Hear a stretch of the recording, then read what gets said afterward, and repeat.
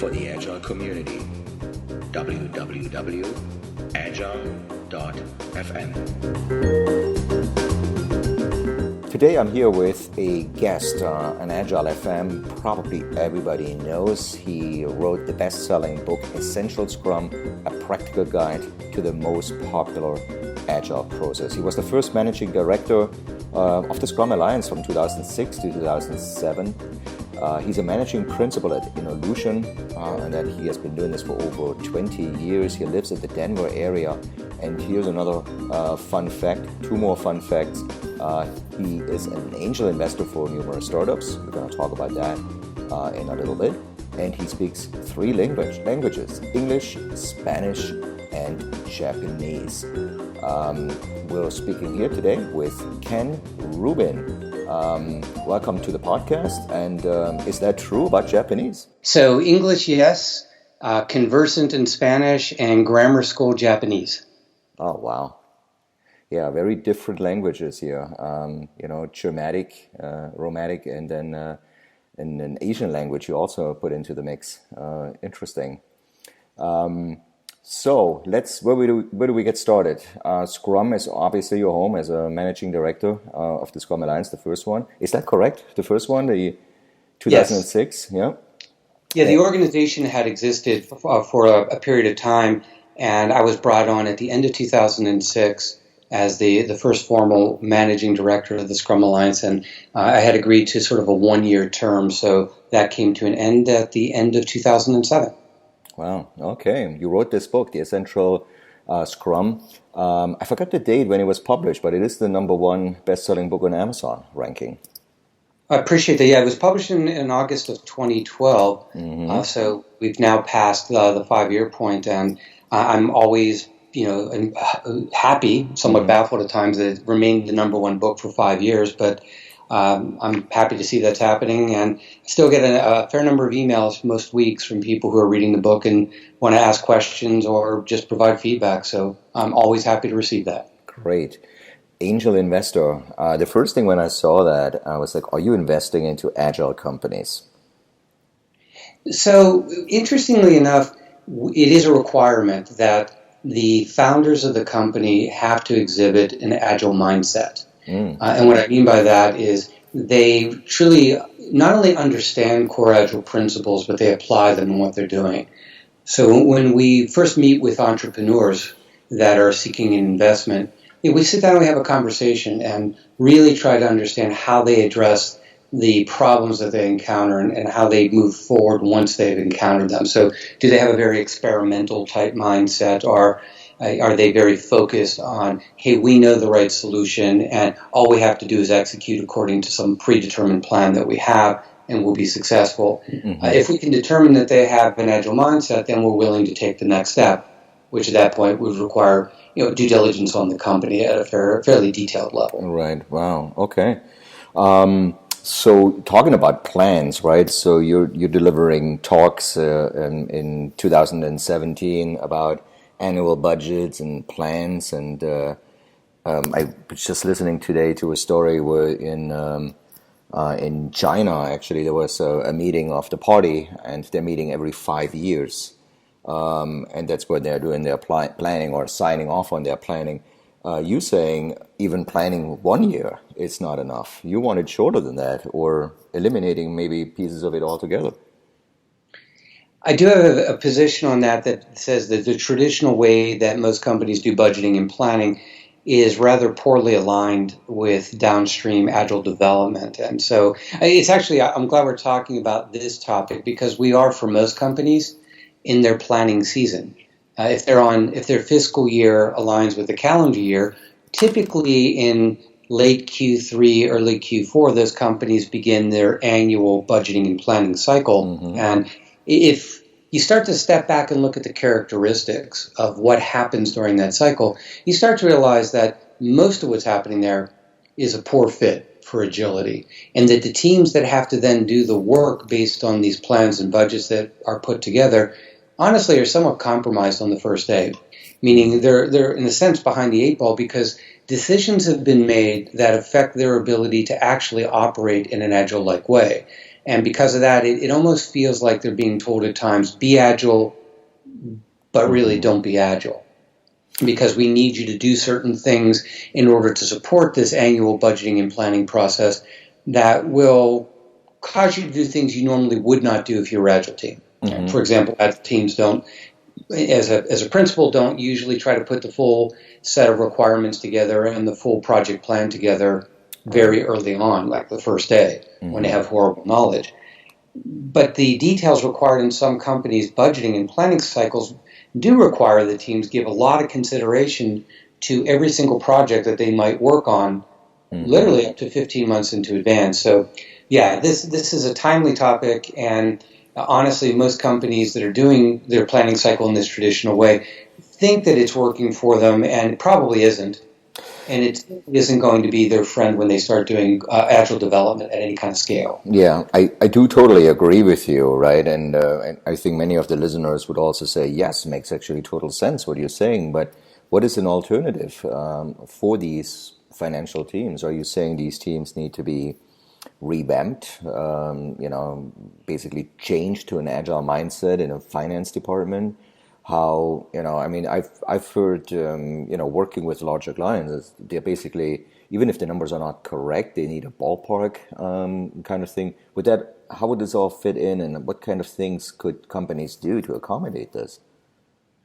So that's clearly the right question to be asking, because no one is suggesting that a company not have financial controls, that they not have, fiscal responsibility for what's going on, because certainly if you and I had a company, we would want to have control over how the money was being spent at that company. So I don't fault any company for wanting to have good visibility into financially what's happening.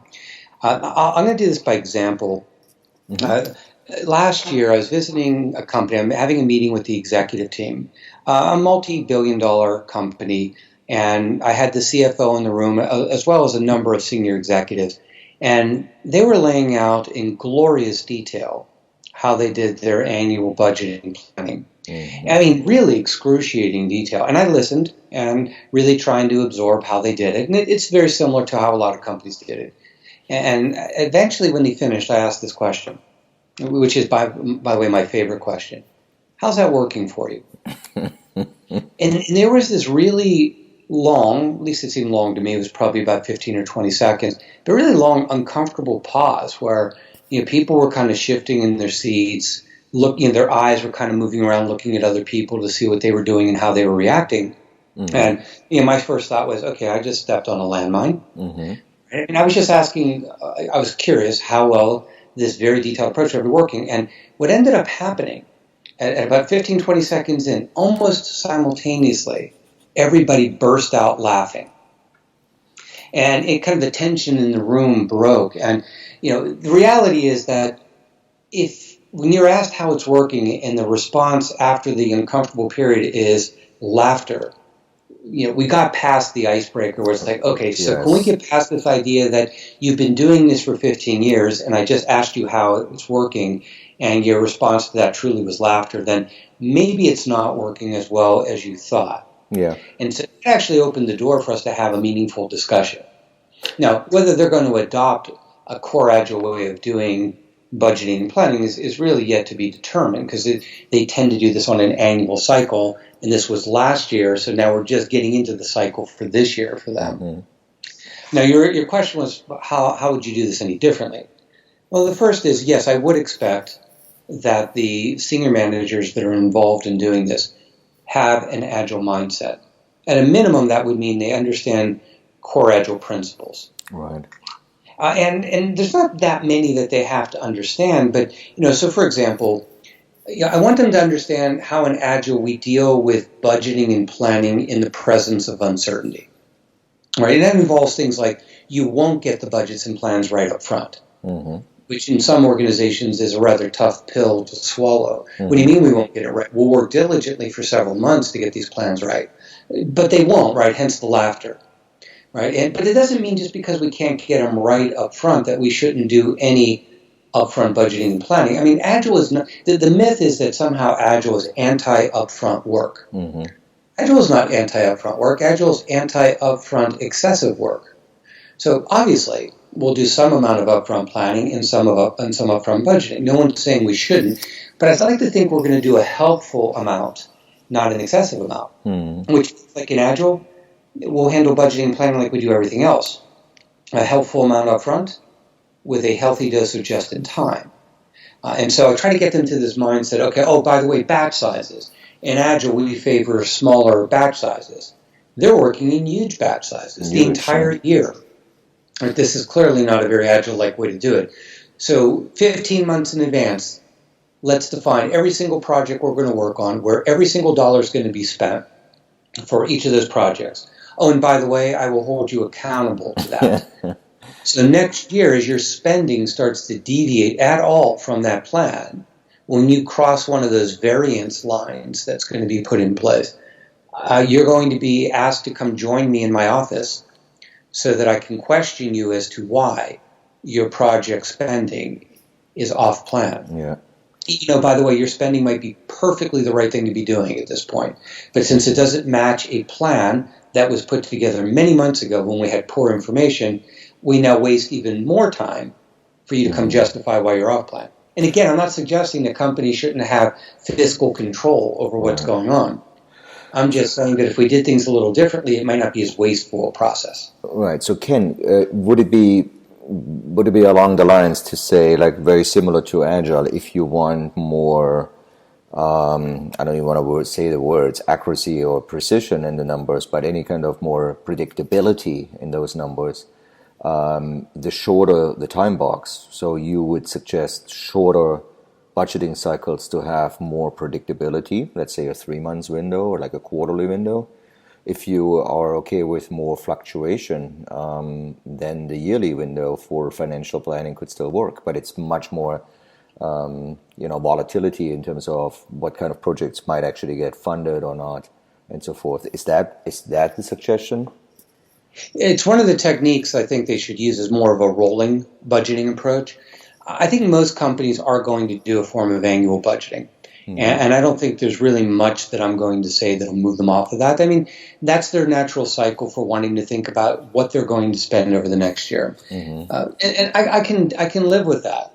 Where I have a problem is when we attempt to figure out exactly where every dollar is going to be spent and what all the projects are going to be in the portfolio for the upcoming year, when we're trying to do that in the presence of a high degree of uncertainty. Meaning we have rather poor knowledge about the next year, 15 months before the end of that year.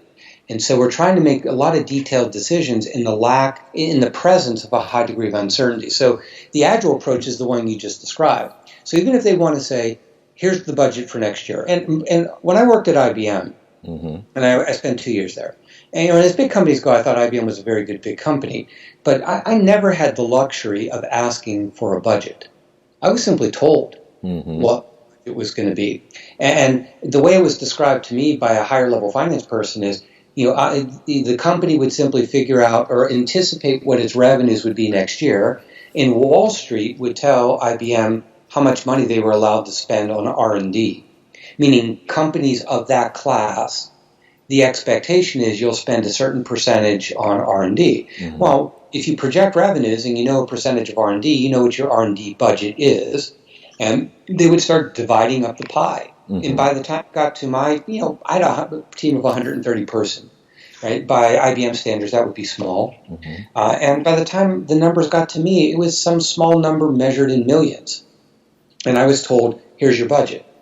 Well, in software, when you're told, here's your budget, that pretty much tells you what your head count is. Because the greatest expense is there. So now the only real question I had to answer is, what can I get done with the budget I've been allocated and the head count that I can afford to acquire for that budget? So I'm okay if annually I get told, here's your budget. Now, what I would want to be able to do after that is maybe say something like this. Fine. I have a pretty good idea of where I'm going to spend my money in the first quarter. Because as you pointed out, the horizon there is near term. I have better visibility. Less things are likely to happen in 3 months than they could in 12. So maybe I understand where 100% of where my available funding will go in Q1. Maybe by Q2 I'm down to 80% understanding. Q3 maybe 60. And maybe by Q4 only 40%. So if someone asked me the question, So how are you going to spend your budget in Q4? My response back would likely be, well, I have a decent idea of where about 40% of that budget is going to get spent. I mean, if nothing else, there's probably always some efforts that are like keeping the lights on that I know I have to fund. Right. But what about the other 60%? I mean, you have multiple millions of dollars for Q4. What about that? I don't really know. I have some ideas, but I need to reserve that because as things start to change, and over the course of a year, nobody's company goes through an entire year with unexpected events, not happening. For sure, absolutely, yeah. So I need the ability to be flexible, nimble, dare I say agile, when those things happen. So yeah, I could approach my budgeting that way and say I have a horizon-based budgeting where in the near term, I have a better understanding where more of that money is going to be spent and further out less. And I think most reasonable people get that. Right. But it's contrary to the tell me every project you're going to do, when you're going to do it, how much money you're going to spend, so I can track you against that. Yeah, why do you think there is such a discrepancy between the accounting principles and IT teams? I mean, it's like, or processes and budgetary project planning. I mean, there's definitely a discrepancy out there in organizations. It's not like they learned together. These are accounting rules. We had traditional processes, which we're now shifting over to agile, as you say, mindsets. But why is there such a discrepancy? Why are we solving the problems for accounting? Why are they not necessarily looking at that as a point of how do we react to the agile market? I mean, it is a substantial size at this point. No, it is. And let's separate two pieces there, because I liked how you formulated that. There's the piece on budgeting and there's the piece on accounting for expenditures.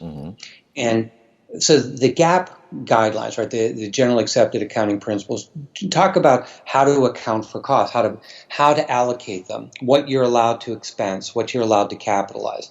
That's well defined. And there's no accounting organization that I'm aware of, or at least one that I've encountered, that's willing to do something contrary to those guidelines. I agree. Should they get audited and they can't have a reasonable justification for why they did what they did, they might have a real problem. And given all the new regulations since the meltdown of Enron and WorldCom, nobody's willing to take that risk because that could be prison time. So when it comes to accounting, we still have to help them there. Right, on doing cost accounting, that's a whole other side of this equation, because quite honestly, the GAAP guidelines are written from a waterfall perspective. And so the trigger points, right, so I think as most people who are listening to this who are familiar with accounting understand that some costs can be expensed, others have to be capitalized. That's right, yeah. As a general rule, you probably want to capitalize whatever you can, because if you end up expensing too many things, likely you will overpay on your taxes and you will undervalue your company. So as a general rule, you don't want to do that. And so the bad news is that projects that they're familiar with how to do it with waterfall, they're not familiar with how to do it on an agile project, because they have triggers like achieve technical feasibility, written managerial approval to do the development, committed development resources, management confident of success. Usually in waterfall, that means you completed analysis and design, and you're now moving into the development phase. So analysis and design typically get expensed, and coding and testing typically get capitalized, and all maintenance work has to be expensed. Well, as everybody knows, in Agile, we don't work a phase at a time, we work a feature at a time. So things get a little cloudy over in accounting. They're like, I don't see the same trigger points that I saw on a waterfall project, so how am I supposed to determine when to capitalize, when to expense? So we, the Agile folks here, have an obligation to work with our accounting counterparts to help them understand how Agile works so they can make an informed decision about how they want to account appropriately for costs, either expense them or capitalize them. Right. It's not the time that determines those triggers. It's the kind of work, right, within the sprint. And that has to be weeded out from an accounting's perspective, like what cost is what, right? Is it documentation? Is it the Scrum Master? Is it the... That's right. Yeah, so that makes it a little bit more tricky, but could be done, has been done.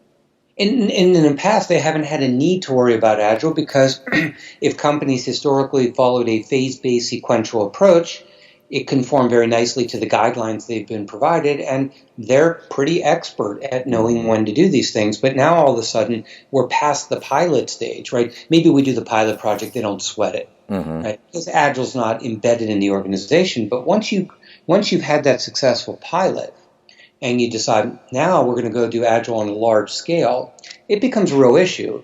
And I don't fault the accounting people. In fact, I've been with a Scrum Master that was once invited into the CFO's office to say, okay, I need you to help me understand what's going on here so I can make a decision on when I want to do these things, when I want to capitalize an expense. I'm like, good for you. Yeah, fair. Right? Yeah, that's accounting saying we need to understand how Agile works. That doesn't mean they're going to run sprints in accounting. Yeah. What it means is they have to understand how the development organization does its work so they can appropriately account for costs. So that handles the accounting, sort of the cost accounting aspect. The budgeting thing. Budgeting, as far as I know, there are no GAAP guidelines for budgeting. Every company budgets its own way. I liked how Apple did it, quite honestly. I mean, when I listened to the Steve Jobs biography. I'm a big Audible fan, so I listen to my books. But when I listened to that biography, it was pretty clear that Apple had one budget, right? And that Steve Cook controlled it. And what Jobs didn't want to do was give every department a budget, because we know what behavior that leads to. It leads to a use it or lose it mentality. And so if he gives marketing a budget to do the next launch for iPhones, then marketing will probably find a way to spend it. And so basically he says, marketing, you talk to Cook, he'll tell you what money you have to spend. And if you need more money, just go back to him. You don't have a budget. There's just one budget. And if he needs money, he'll take it from somewhere else and give it to you if he thinks you deserve it. Right? So the Apple budgeted its own ways. That's radically different than most other companies. Yeah, definitely. I did not know about that. Maybe that's a similar side, but for you as a angel investor, there's a different side, right? So you're looking at companies that are operating, let's say, in Agile or planning on doing Agile. With all these changes going on, basically how a team would then, report progress on their efforts. Let's say they're going a few sprints in, they're going to start working off their budget. Are there any kind of metrics, either for you as an investor, I'm just throwing that in, or from you as a consultant? What kind of metrics are then being used to track against these budgets and that have been initially planned, right? So we're going right now after the planning phase, we're going now into our fiscal year, we start spending. What kind of metrics are you interested in? So, this is a really important question. So once there's, as we all know, most larger cities, even some mid-sized, because I live in Boulder, Colorado. Nice. So there's 3 incubators, there's 3 accelerators in Boulder. One of them is called Boomtown. And every cohort, so every 12 weeks or so, when they have a new set of cohorts come into the incubator, I go down there and I give them a presentation, a discussion that is called Startup Financial Modeling. And my goal is pretty simple. I want to help them understand how they should do their financial modeling and present it to angel investors and do it in an Agile-like way. So I actually go in and I give a presentation to them. We take an hour and a half to 2 hours to do this, and we do a deep dive because, I've worked at 9 startup companies in the past. Took 2 of them public on NASDAQ, one in 1994 and another in 2000. Wow. So back then, you would put together really fascinating plans, ridiculously fascinating. Right? Because VCs back then would ask you for the 3 to 5 year plan with the budgets and everything that goes with it. I mean, quite honestly, what startup company could possibly give you an accurate 3 to 5 year look into the future? Right? I mean, a company that has no experience, is at its greatest form of ignorance, it's just getting started, is somehow supposed to give you these detailed financial modeling. So I'll give you an example. Part of what I tell the startup companies, I call these the financial models don't do, right? Things like, don't send me a model that's already out of date. Don't try to communicate that you know more than you actually know. Meaning if they put together a detailed budget, down to the penny. I'm like, okay, you're already trying to communicate more than you don't know. Don't state assumptions like they're facts, right? When you're giving me your financial model. Don't spend a lot of time on the non-material, detailed level noise, right? I used to get plans from people that would do things like this. They're telling me how much it costs them per gigabyte for storage. And there's like an entire spreadsheet on it. I'm like, so I would always ask this question. Is your business model materially driven by how much you pay per gigabyte of storage? Meaning, if the price of the gigabyte went up by an order of magnitude, would that at all significantly impact your financial projections? It would be like, right. No. I'm like, so why would you even put that in there? Well, we thought it would be a good idea that we wanted to show you we understood all the variables that drive our business. I'm like, you just showed me you don't.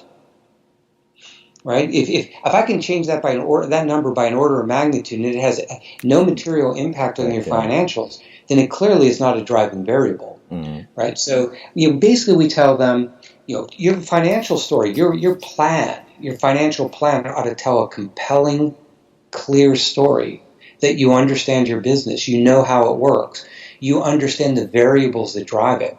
So I think people try to put these monstrously detailed plans together, and it's like, yeah, I look at them like, I don't think you know your business because you can't cut it back to the essence of what it's supposed to be. Why do large companies believe, that they're going to baffle me with all this BS? Yeah, focus, right? Yeah, to show us what's important. Go to what's important. So big companies, I would, if I were in their shoes, I would do budgeting. I'd want to know, roughly where we were going to spend money. But I wouldn't try to figure out all the details of it because, first of all, it denies flexibility when you're going to need it, or it requires huge effort to be flexible. Right? What happens when the billion-dollar idea that nobody thought of at annual strategic budgeting and planning presents itself 1 month later? What are you going to do? Wait till next year? Well, sorry, it didn't make it into this year's planning cycle, so no, we'll worry about that next year. And by the way, some of these ideas are fleeting. If you don't act on them immediately, you lose almost all the value immediately. It's like being second to market. Right. You can say, well, being second to market's worth nothing. How do you not move on something like that? This huge opportunity. Well, what a shame that we spent all that time, all that effort, putting together all of those detailed plans and budgets, just have to blow it out of the water, right, because something appeared. Or what happens, I was doing work with a company 2 years ago. They decided mid-year they were going to take all the money from the UK, or at least most of it, and redirect it to the US. Why? Because they determined that net promoter scores in the US had dropped, and the US generates most of the revenue for this company. So they did all this budgeting. They did it by geographies. Every geography had its allocation. Each geography said exactly what they were going to do with the money. And then 3 months into the year, what do? Blow it all up. Yeah. By the way, they did it for all the right reasons. Yeah. Everything they did was absolutely the right thing to do. My only complaint was, look at all the waste. Yeah. And I think there is so much we can do. And maybe beside that aspect, for you as an investor, as a consultant, with your experience in the Scrum community, I mean, where do you see an agile company like in 10 years from now? How does this all going to look like? Not only from a budgetary perspective, right, also from an investments perspective, as an industry as a whole. I mean, where do you see us in 10 years? No, that's a good question because several years ago I gave a presentation at Agile 2015 called Agile Through the Value Chain. And for those who are familiar with the work of Jeffrey Moore, he has a very famous book called Crossing the Chasm. And the idea behind that is it just really talks about the stages of technology adoption, and the chasm is this piece between early adopters and early majority that most companies, the technology companies, die in the chasm because they can't make it across. Because you want to get across to the big market, which is where the majority participates. And so in that presentation, I made the following argument, that I think that Agile within IT, Agile within in development, has crossed the chasm. It's made it across. That it's hit mainstream. There are companies that most people would view as, very conservative, that in their IT or development groups, they are using Agile today. Mm-hmm. So in the spirit of, has Agile crossed the chasm? If you're answering that question from an IT development perspective, I think most people would conclude yes. I agree, yeah.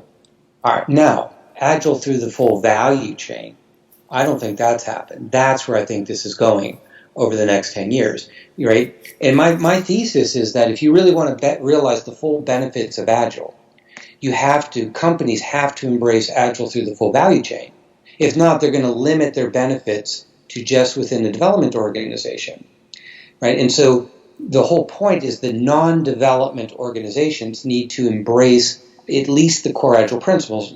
And we've been focusing this discussion on the financial group. That's correct, yeah. We actually didn't even talk about IT, yeah. But broaden it out. What about sales? What about marketing? What about legal? What about HR? What about auditing?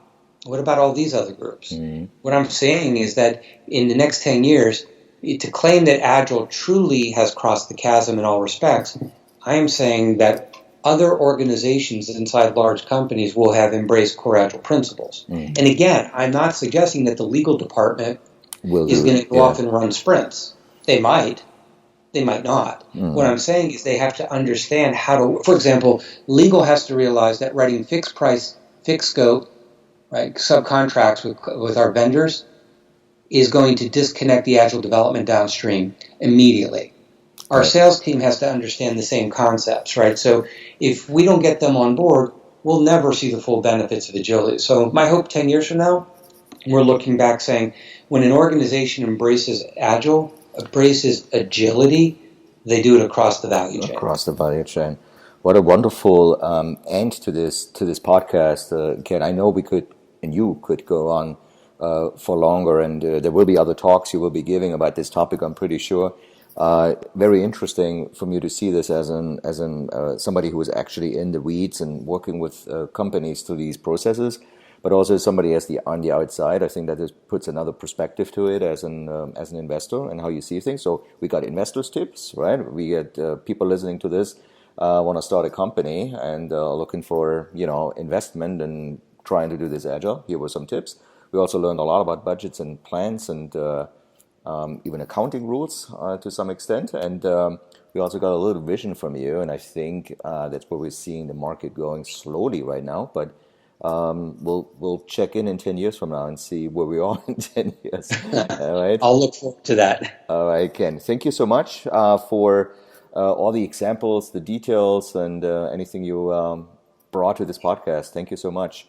Joe, thanks for having me on. I appreciate it.